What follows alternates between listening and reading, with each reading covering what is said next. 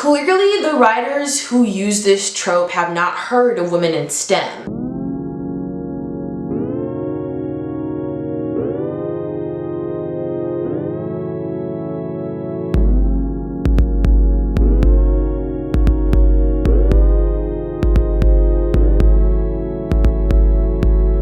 Hey nerds, welcome back to my channel. Today I'm going to be talking about some of the worst tropes in the science fiction genre. But before we get into that, I just want to thank you so much for being here. I really appreciate it.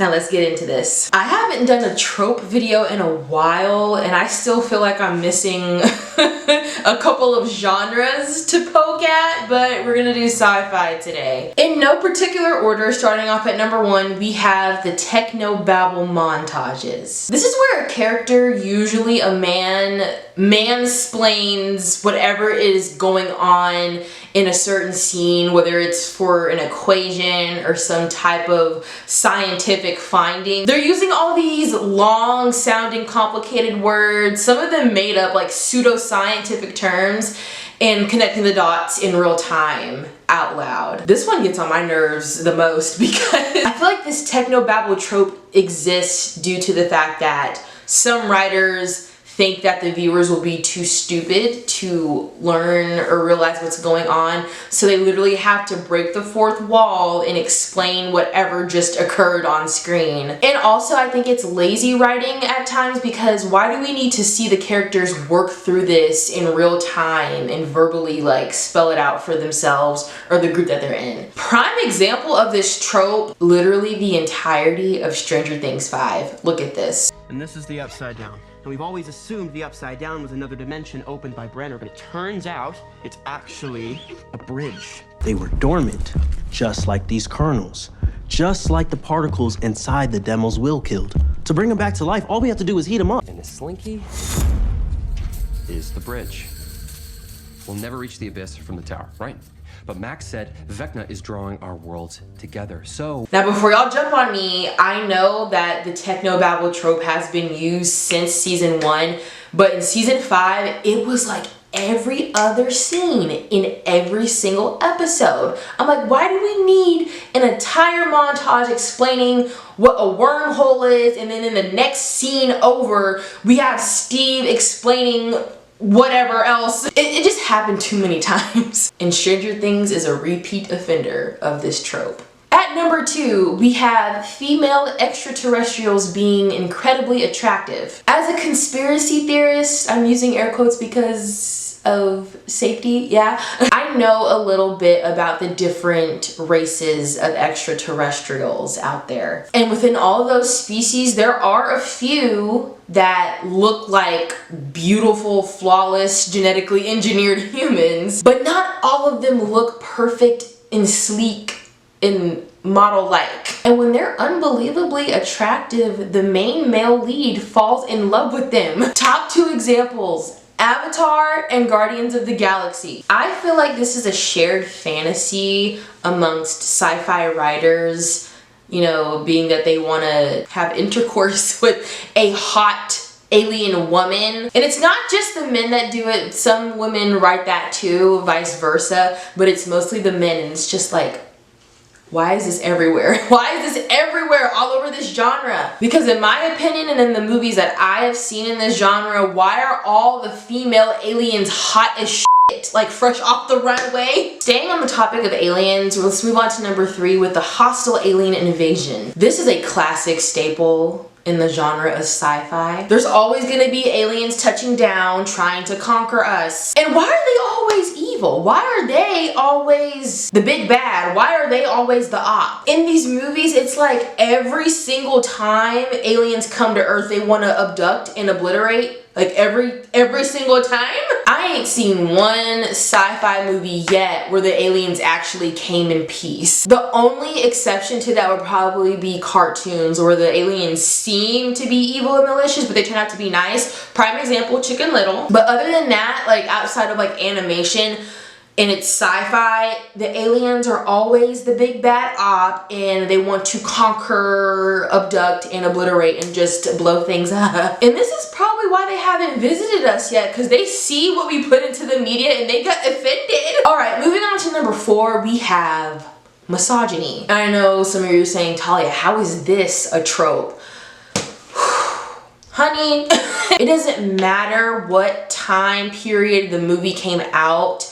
In the sci-fi genre, there is going to be a little, if not a lot, of misogyny in it, playing into the story. Women only seem to have 2 roles when it comes to sci-fi: the sex object or the butt of the joke. And women seem to be pushed into a box, like we can't be anything other than those 2 things. And sometimes it's literally right there in the dialogue that they're putting women down every chance they get. Leave it to the men. This is science. There is no room for your emotions. Why is that their go-to? And who made this? Who did this? Clearly, the writers who use this trope have not heard of women in STEM. At number 5, we have dystopian futures. Most of the sci-fi movies that I have seen, the world is in shambles. More specifically, Earth is always in shambles. And I'm just thinking to myself, like, when are we, if we don't have it already, when are we going to get a sci-fi movie with a utopian future instead of a dystopian future? If a movie like that exists out there, let me know, because I would love to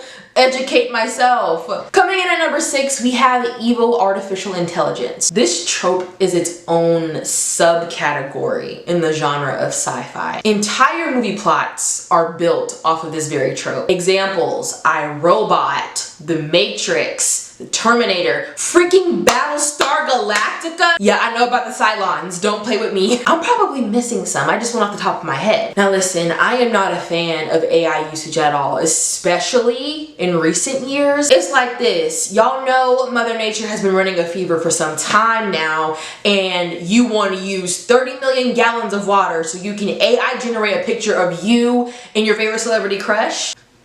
Back to the topic at hand, I got sidetracked. Even though this trope is so overdone and overrated, I do believe it is the most accurate outcome. But maybe that's just my tinfoil hat getting in the way. And don't let the AI become sentient, because Coming in at number 7, we have scientists with a dark past. Now, people really don't talk about this one a lot, but it seems to come up very frequently, at least for me, when I'm watching things labeled as sci-fi. Something awful happened to this closed-off scientist, like their spouse or their child died, and that's why they're burying themselves in their work. And then 9 times out of 10, they end up dying too. My example would be Dr. Brand from Interstellar. Coming in at number 8, we have the ragtag armies. This one gets on my nerves because it's done so much and I never like it. Writers love to do this, and this is in every other sci-fi movie. This is how it goes. You got the strong, stoic leader, who is usually a man. Then you have the love interest, who is usually a woman and has no other traits or purposes other than being the love interest. Then there's the genius. Then there's the muscle. And on certain occasions, you have a sex pest thrown in there. The old person, there's at least one. And the tomboy. Prime example, Aliens. 1986.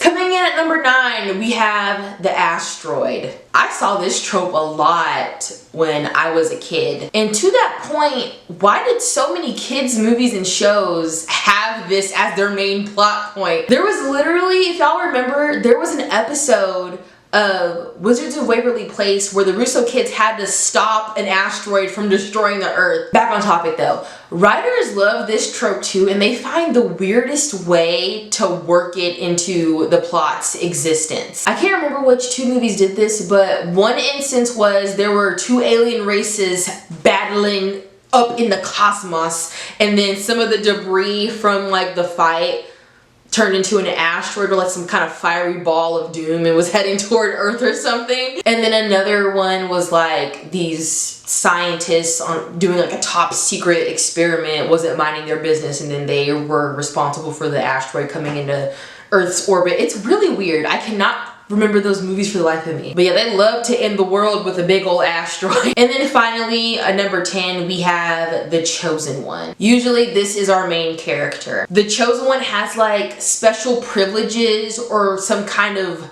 innate ability or superpowers that makes them different from the entire population or something. Couple examples, Ellie from The Last of Us, Neo from The Matrix, Katniss from The Hunger Games. I know that's not really sci-fi, but she fit the bill for the Chosen One. And it's their destiny to save the world or change fate's design or some shit.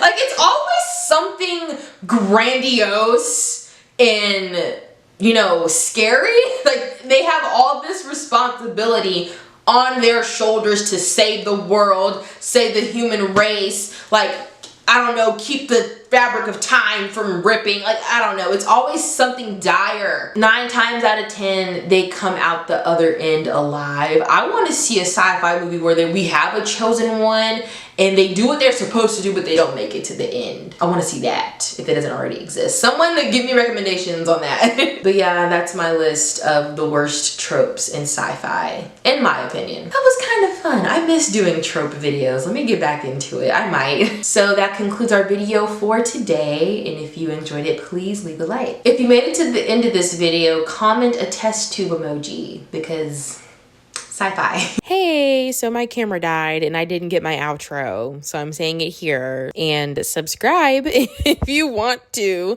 I'll see y'all on the next go round. Okay, bye.